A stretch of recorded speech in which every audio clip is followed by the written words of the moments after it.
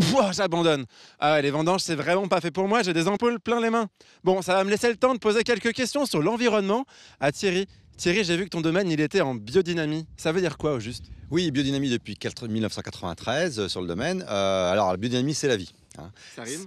Ça rime complètement. C'est une recherche d'équilibre, hein. C'est simplement la différence entre le conventionnel et le bio, où on va traiter les maladies qui sont là pour déranger par justement un équilibre au niveau de la plante. Ça veut dire qu'on amène des préparations qui vont faire que la plante n'appelle plus les insectes et autres pour se guérir, pour se soigner.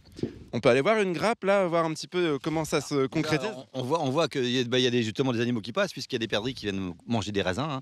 Voilà, ils se servent, c'est tellement bien meilleur comme ça qu'il n'y a pas de chimie qui est appliquée, donc c'est bien meilleur. Et si on regarde la terre aussi, c'est une terre qui est très souple. Tu vois.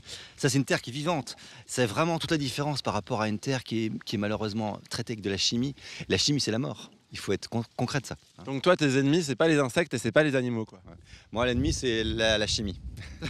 Ça a le mérite d'être clair. Alors, est-ce que la biodynamie, ça a un impact sur le prix de ton vin? Oui, complètement. Et en fin de compte, c'est le consommateur qui va faire la différence derrière dans le choix de ses achats. Puisque soit il veut une terre qui est vivante et donc des produits vivants, ou soit il continue d'acheter des produits qui sont morts. Bah, à tous les gens qui pensent que les fins de mois sont difficiles, on a envie de se faire plaisir avec du vin, mais on peut pas forcément. Qu'est-ce que tu leur dirais pour encourager cette démarche-là?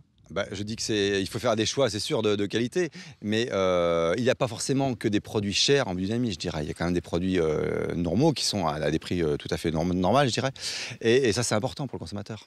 Ah bah, c'est clair. Et donc, chacun a son rôle à jouer, en fait. Complètement. Et donc, pour le futur, je pense qu'il faut vraiment que le consommateur fasse ses choix.